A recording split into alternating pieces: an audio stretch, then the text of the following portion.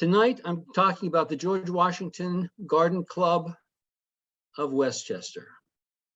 But before I do that, excuse me, just a few adjustments on my screen. Before I do that, I just want to mention what the New Rochelle Public Library is doing for Black History Month. There is a wonderful exhibit called Tracing Our Roots, New Rochelle's Black History, and that's in the Lumen Winter Gallery in the public library through March 4th. So you're all, if you're close by, you can, you're all welcome to come see that. It's sponsored by the New Rochelle Council on the Arts, and it was curated by Barbara Davis and Linda Tarrant Reed. So that's one of the major things that's the library is doing to honor Black History Month this year. I will tell you another thing. I listen to WKCR FM, the Columbia University radio station, all the time, and they do special birthday broadcasts. And there's one coming up that you may be interested in. It's the Nina Simone birthday broadcast, all day, 24 hours, Tuesday, February 21st. So that's something that I will be listening to, and I recommend it to you. Tonight's presentation is really thanks to Cynthia Body Willis and Richard Body, who have donated a collection of their family's papers to the New Rochelle Public Library Archive, for which we are very, very grateful and appreciative. And I hope in the coming months and years to learn much more about the Body family so that I can present on that subject. But what I thought I would do is take one example from the collection that that Dick Body donated to the library's archive. It is a scrapbook having to do with a garden club in Westchester County with a lot of New Rochelle content.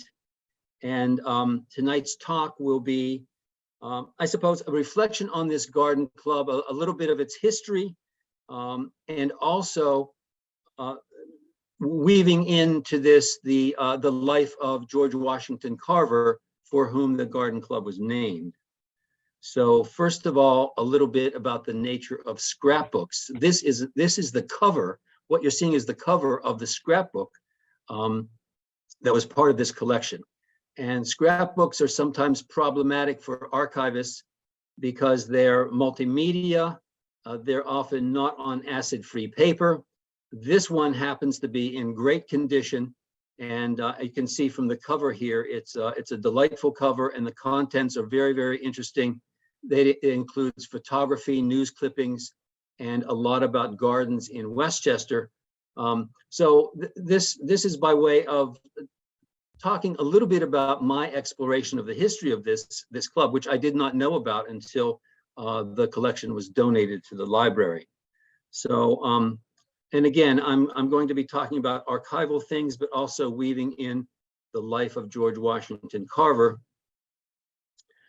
who in 1864 or thereabouts was born a slave, actually. He died in 1943. He was the first Black student at the Iowa State Agricultural College. And he later went on to the Iowa University Agricultural Experiment Station to study for his master's degree under a botanist and mycologist by the name of Lewis Pamel. Booker T. Washington at the Tuskegee Institute invited him to teach there in 1896. And there he stayed for 47 years, for the remainder of his life, trying to educate everyone about the best way to grow crops. And he developed a lot of products having to do with peanuts. And he was also the director of the Agricultural Experiment Station at the Tuskegee Farms, emphasizing crop rotation and substituting peanuts, sweet potatoes, and cowpeas for the monoculture of cotton in the South, which was very, very important. So that's just briefly a picture of George Washington Carver. The portrait on the left is him as a younger man and as an older man on the right. We will get back to him in just a little while, but I do want to show you this photograph. This is a photograph from the scrapbook. the founders of the Carver Garden Club in New Rochelle around 1940. And when I first saw this, I thought, well, that's kind of a sad thing that this group wasn't included in the Garden Club of New Rochelle, which was founded in 1911. So I thought this was indicative of some sort of segregation in garden clubs in New Rochelle. That's not quite the picture that I finally learned what the purpose of this garden club was as I delved further into the scrapbook. But that Garden Club of New Rochelle in 1911 was founded by Elizabeth Van Etten, and the New Rochelle Library's archive also has the papers of that particular garden club, but we will concentrate on the Carver Garden Club. And the president was Leon Scott, who was a dentist. He lived in New Rochelle, I think, for his entire life. In the late 1930s, he was the president of this garden club. And this is a photo of Dr. Scott. And lo and behold, as I explored further into this scrapbook, there was a original letter handwritten from Portia Washington Pittman, who was the daughter of Booker T. Washington, which I was delighted to see, and I'll read it. I transcribed it here.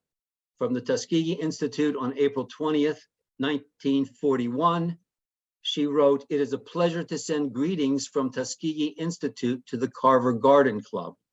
I have known Dr. Carver since childhood, have also been his pupil in chemistry, and I'm happy to know that my father's friend is loved and honored all over the world. I wish the club great success, and because of its name, we shall always feel a keen interest. Cordially, Portia Washington Pittman and Fanny Pittman." So that was a striking letter and an original one. And for me, it says a lot, but it also, what's most important to me is it shows how New Rochelle is connected to the rest of the world. And there are other things in this scrapbook, such as news clippings, which tell of its of various club activities, such as planting victory gardens in the Wynyard District community of White Plains during World War II. And as I learned more about this, I learned about Dr. Errol D. Collymore. And this is really the turning point in my understanding of what this club was all about. Because Dr. Collymore was also a dentist, and he was born in Barbados. Actually, his full name was a very regal sounding name, Errol Duncan St. George Collymore. So he attended the Howard University Dental School, and he wanted to set up practice as a dentist in Westchester County. He thought it was a nice place to set up shop and establish a home. And this was in the early 1930s.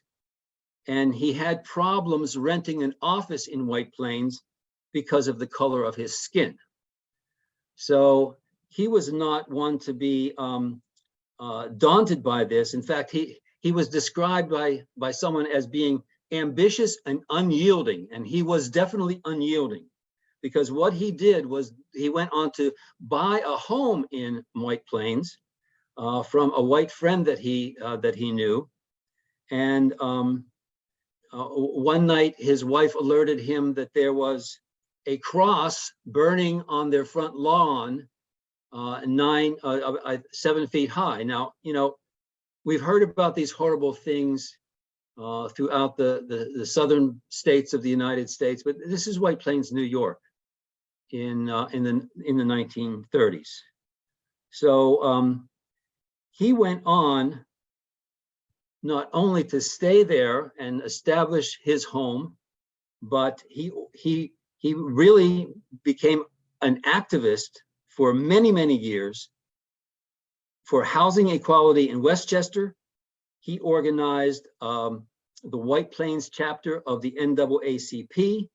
He helped to desegregate the White Plains police force. He established equal pay for African-American garbage men in White Plains. And I came to realize that what the next set of photos of the homes of African-Americans throughout Westchester told me was that this garden club was created in order to uphold and show the entire community the standards that African Americans were living up to, in contradiction to the prejudice and the hostility that they were facing. So his archive is at the Schomburg Center for Black Culture. 13 boxes of material. I have not seen that, but I hope someday to investigate a little bit in his archival collection hopefully to learn more about not only him, but the garden club itself. So the centerpiece of this scrapbook are a series of photos, which I will go through slowly. I don't know very much about each of them other than the owners of the homes, all, I believe, African Americans, and all members of the Garden Club of Westchester. So I'll go through these slowly. And this is really the centerpiece of this scrapbook. This is the home of Mr. and Mrs. Richard Timpson in Mount Vernon.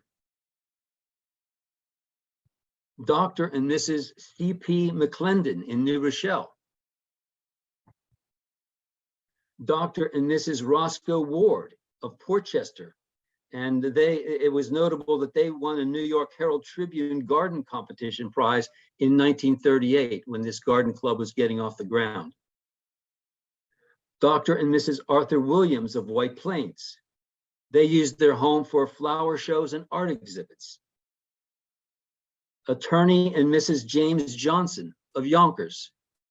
And again, I don't know how these photos were used in order to make their case about the standards of the members of this garden club, but it seemed that there were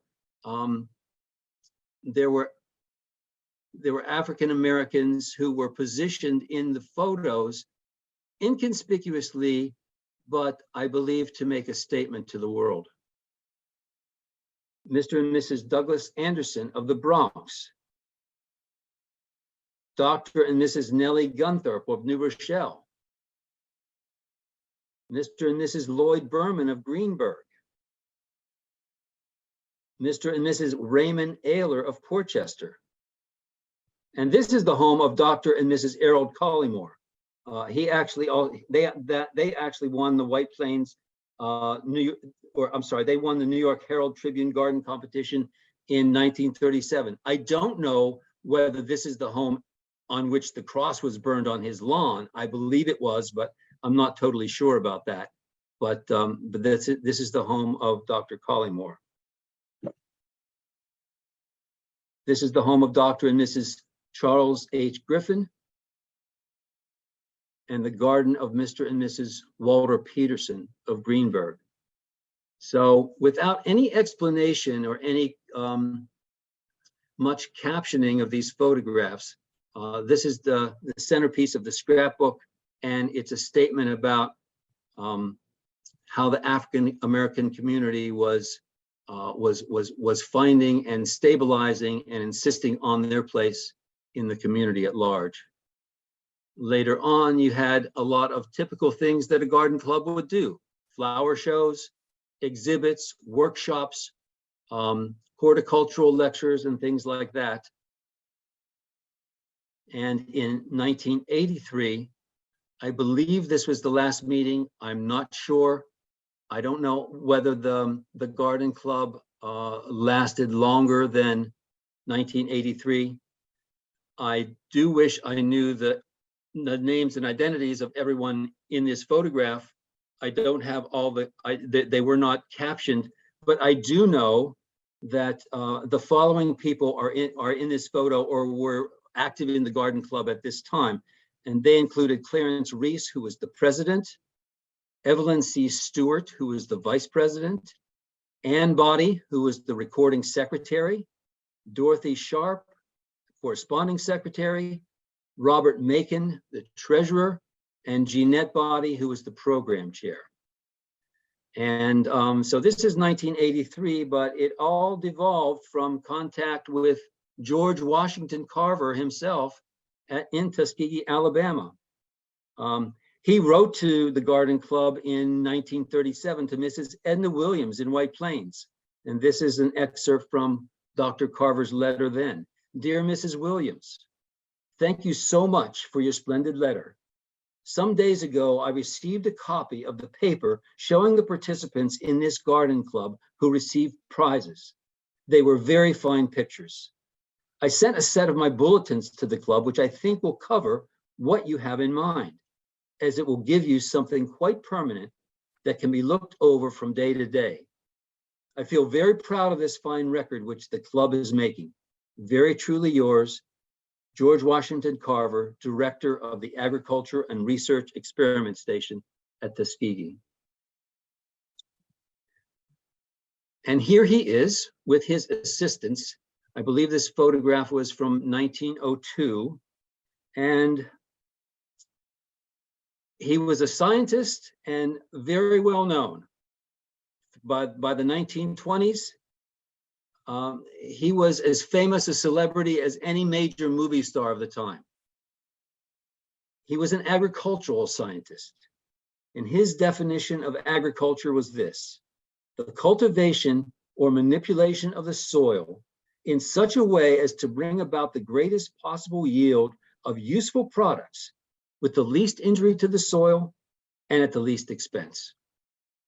And that was important to him because he saw the soil being injured by the monocrop of cotton again and again, year after year after year.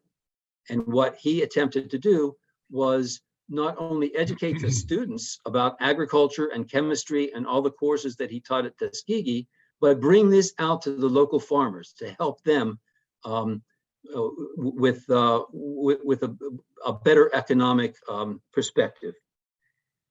From his earliest childhood, he had a hunger to know, and that led him to science.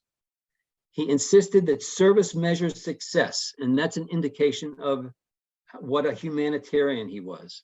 When he was a child, he not only collected things from nature, painted pictures of flowers and plants, but he tended to sick plants. He looked for sick plants. He was known as the plant doctor, even in his teenage years. At Tuskegee, he had monthly Farmers Institute to reach local farmers. His lectures happened during the winter months quite often for farmers not enrolled in the college. He hybridized fruits and vegetables to improve them. He knew the ideal planting time for every single crop in Alabama, so that he focused on seasonality and taught his students that. He was really one of the leading conservationists of the time, and he was involved in the nature study movement, which was an early movement to bring students out into the field, not only the classroom, but face nature directly. His public appearances were very, very influential, and he developed later on many products from the peanut, and his researches on the peanut, even though he really didn't have peanut products that were both original and marketable, even though some of them were. He viewed himself as an emissary of racial harmony, and he was not only a well-known scientist, but really a racial symbol of the time. Now, I have encountered the work of George Washington Carver in 4 different archives that I have either worked in or researched in, and his presence keeps coming up for me. So I'd like to tell you about each one of these encounters. First of all, I have to step back and say that my wife and I have studied mushrooms and fungi for almost 30 years. We started our interest in amateur mycology in 1994, and we've gone on many forays to identify mushrooms and fungi throughout the eastern United States. And that led me to volunteer at the New York Botanical Garden Archive. And when I worked there, I worked organizing a collection of papers and records of a mycologist by the name of Job Bicknell Ellis. Now, I know that's not a household name. I don't know how many in my audience tonight know about Job Bicknell Ellis, but he was the famous mycologist of the time, late 19th, early 20th century. And as I was processing his papers, lo and behold, I found letters from George Washington Carver to Ellis about fungal collections that he had collected in Alabama. I thought it was remarkable. I was interested in it. And I let the scientist in the New York Botanical Garden herbarium know about that. And lo and behold, they found herbarium specimens that had been sent by Carver to the New York Botanical Garden. So that led to a greater consciousness of the work that he did as a mycologist at the New York Botanical Garden. And today you can go on the New York Botanical Garden's website, and the herbarium director, Barbara Thiers, has written a very lovely piece about George Washington Carver and his meaning to botany and mycology.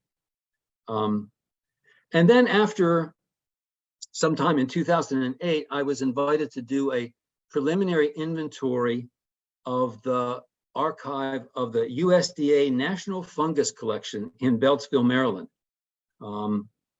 And it was a really large collection.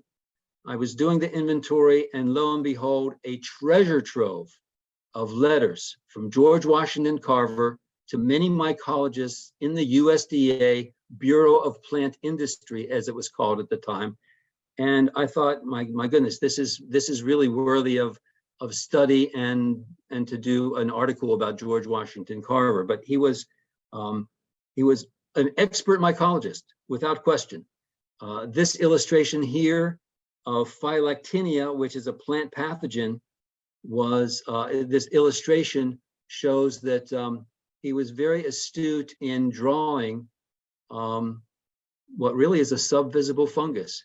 The photomicrograph on the right is literally a photo of this microscopic entity, and Carver did it really great justice in his illustration. And if you look at his illustration, the lower left-hand corner, there are these three rod-like structures, and these are conidia, which are structures that only happen during the asexual reproduction of this fungus. So he really knew how this little entity operated, and it was really destructive of plants. So he had a fungus collection himself of over 20,000 specimens. And he was visited by mycologists at Tuskegee through the 1930s, when he really started a vast collection of fungi. I have to read you one letter that he wrote to a mycologist at the USDA Bureau of Plant Industry. This was October 15th, 1938, to Miss Anna E. Jenkins.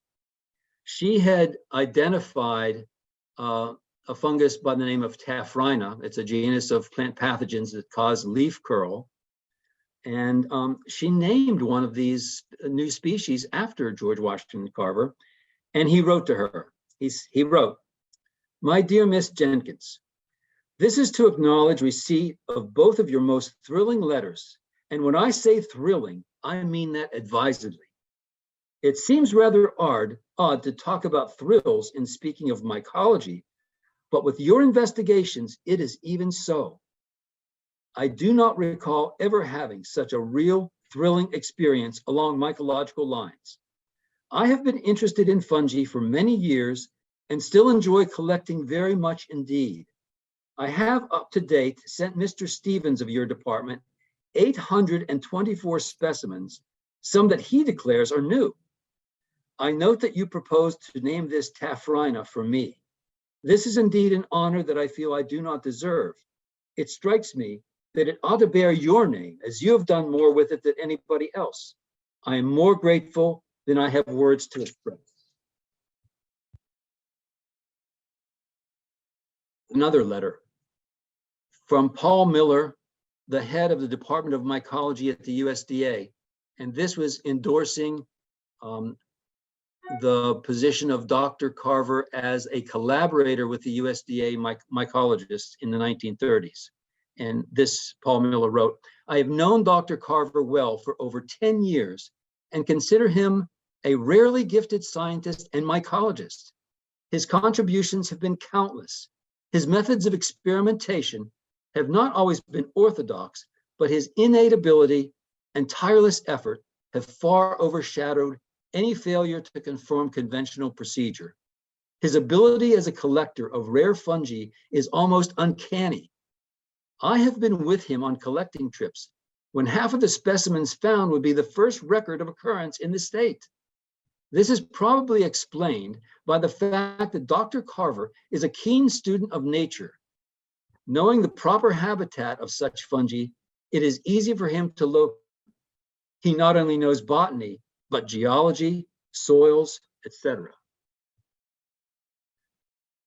Now, this is what a fungal specimen looks like. You don't see the fungus, you really see the stem of the plant, but this is encased in a paper envelope, and this one says Ellis and Everhart's Fungi columbiani, number 1627, Metasphaeria carveri, named by Ellis and Everhart in honor of George Washington Carver, published in the Journal of Mycology in 1902, found on Sesamum orientale, which is a species of sesame, was found December 2nd, 1900 in Tuskegee, Alabama by George Washington Carver. So this is preserved for study in a herbarium.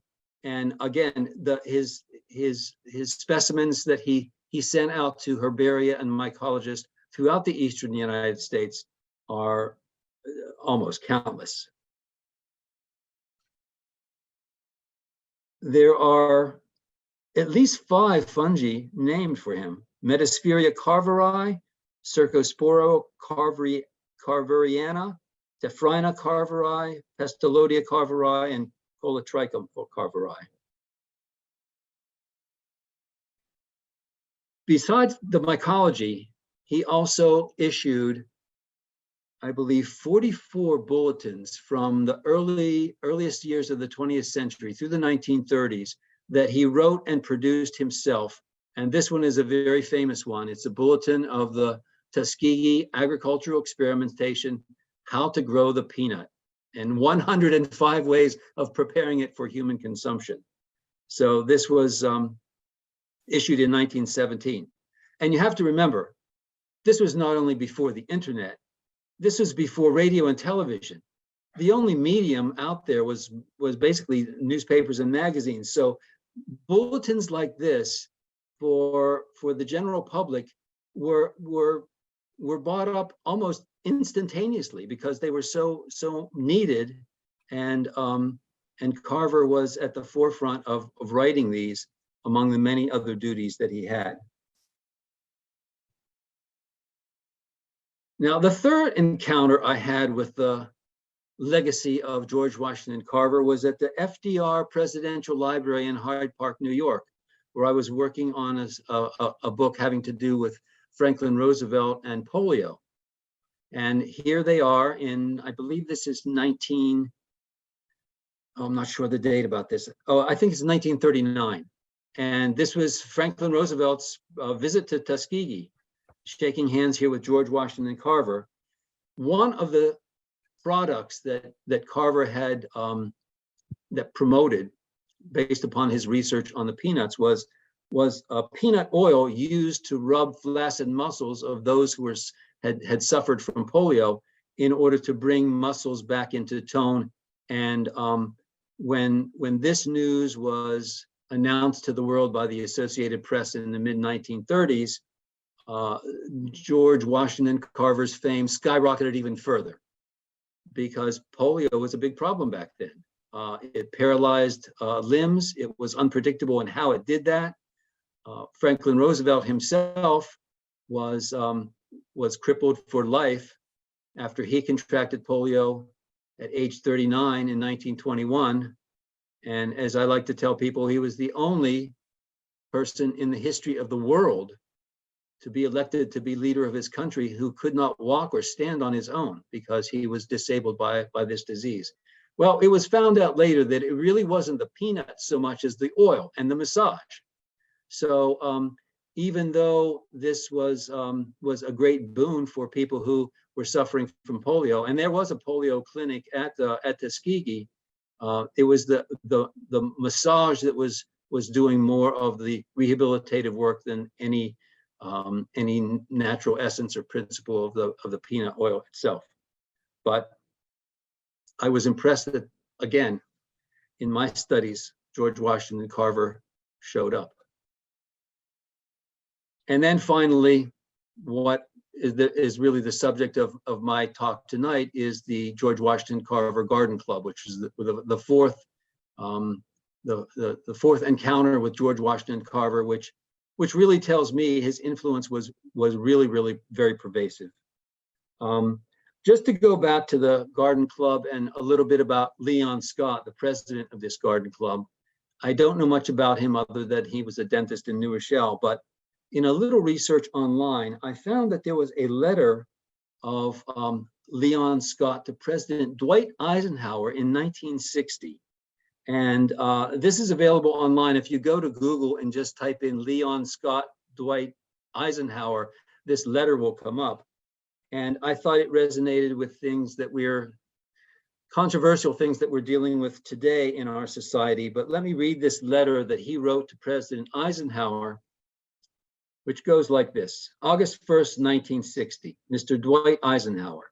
Dear Mr. President, at the Republican convention, I heard you mention that you have pictures of 4 great Americans in your office, and that included in these is a picture of Robert E. Lee. I do not understand how any American can include Robert E. Lee as a person to be emulated, and why the President of the United States of America should do so is certainly beyond me. The most outstanding thing that Robert E. Lee did was to devote his best efforts to the destruction of the United States government. And I am sure that you do not say that a person who tries to destroy our government is worthy of being hailed as one of our heroes. Will you please tell me just why you hold him in such high esteem? Sincerely yours, Leon W. Scott. Now, I don't know that Eisenhower's reply to Dr. Scott deserves to be read, and I won't take the time to do it. You can do that yourself. But he did reply, and his defense was along the lines that Robert Lee had character and courage and was noble, but really didn't address the fundamental things that Dr. Scott was getting to. So I thought that was kind of indicative again of his stance in terms of understanding a great divide in American society. Now back to Carver and his relation to the Garden Club. He took ill in 1938 and he died in 1943. He was pretty ill for the last 5 years of his life with various problems. And Leon Scott wrote to Dr. Carver in 1938. And he wrote, Dear Dr. Carver, the Carver Garden Club deeply regrets to learn of your illness. It will interest you to know that our organization attended church this morning, and Reverend Aaron Cuffey offered special prayers for your recovery. Get well quickly. Leon Scott, President.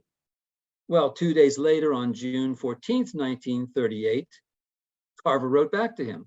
And he wrote, this is from Dr. Carver. Dear Mr. Scott, this is just to extend you greetings, and through you, to convey the same to every member of the Carver Garden Club.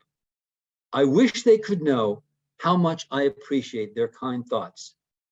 Please tell Reverend Aaron Cuffey that I appreciate his prayers more than he can possibly imagine. And indeed, they are effective, as I wrote out for nearly an hour yesterday, the first time in 5 weeks. It will be some time, however, before I can be released from the hospital, but I want you to know that your prayers are being answered. Yours very truly, George Washington Carver, Director. And finally,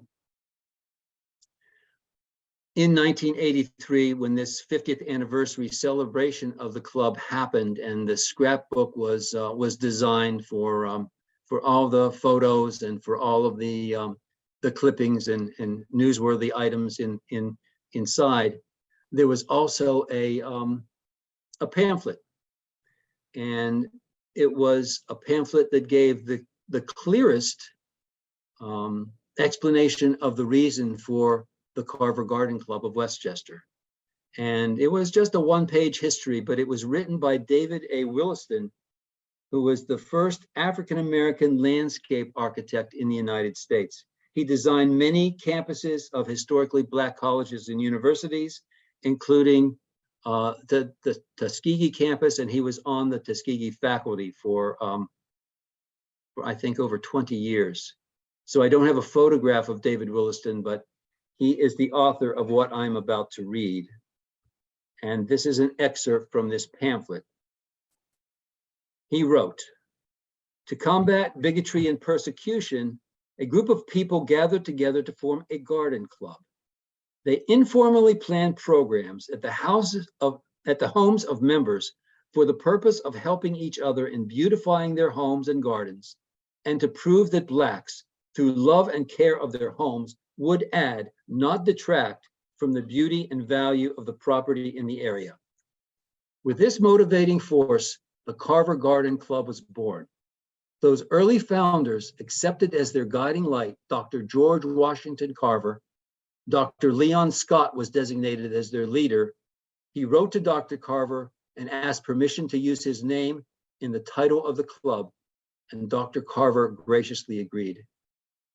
And by the way, Carver did not have a PhD, but he was awarded honorary doctoral degrees from Simpson College, from the University of Rochester, and from Iowa State University. It also occurred to me that George Washington Carver has been the subject of many, many young adult and children's books. And these scans of book covers are all from the Children's Library of the New Rochelle Public Library.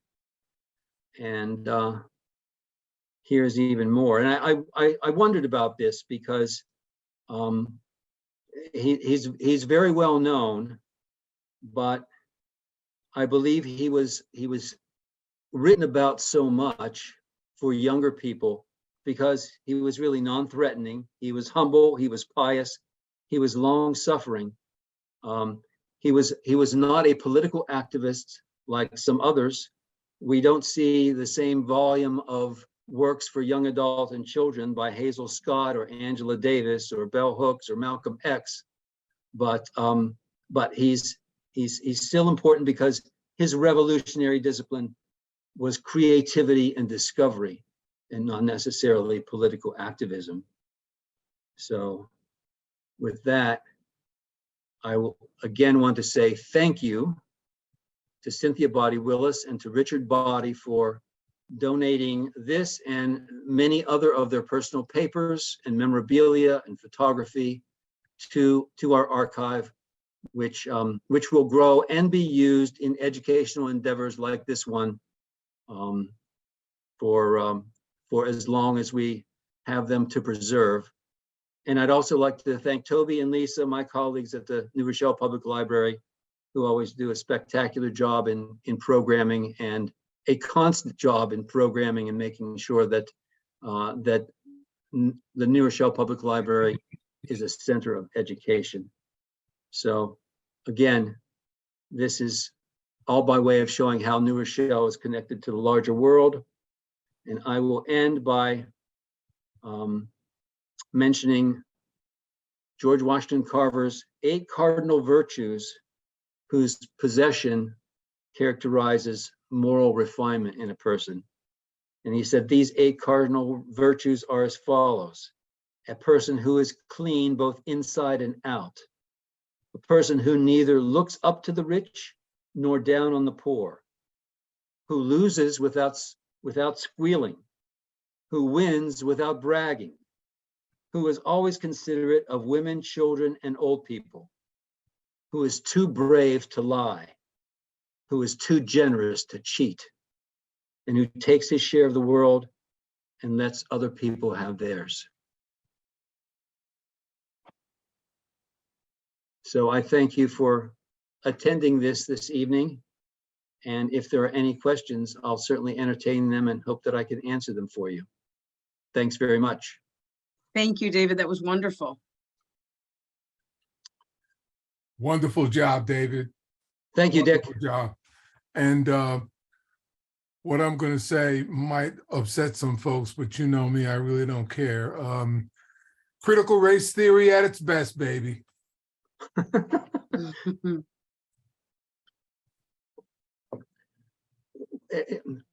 No matter what you call it, as long as it's the truth. How about that? That's what we want. That's what we're searching for, is the truth. But we need documents like these in order to preserve that. The Smith College has a great slogan for their archive: no documents, no history. Right, that's great. David, I don't have a question, but I just want to say I very much appreciate this, and I appreciate your approach. A lot of times people will throw documents up at you, but without context. And you've given us a lot of context for the documents that were provided. So thank you very much for that. Thank you. Thanks, Lori. Thank you. Well, if there are no other questions or comments, we will end this evening, but I will return with some other subjects to discuss in this vein as we continue to grow our collections and in the archive. And anyone who is interested in seeing the archive, I'm always happy to give my nickel tour of the New Rochelle Public Library. And don't forget that exhibit on Black History for Black History Month, which goes through March 4th this year. So thanks very much for attending.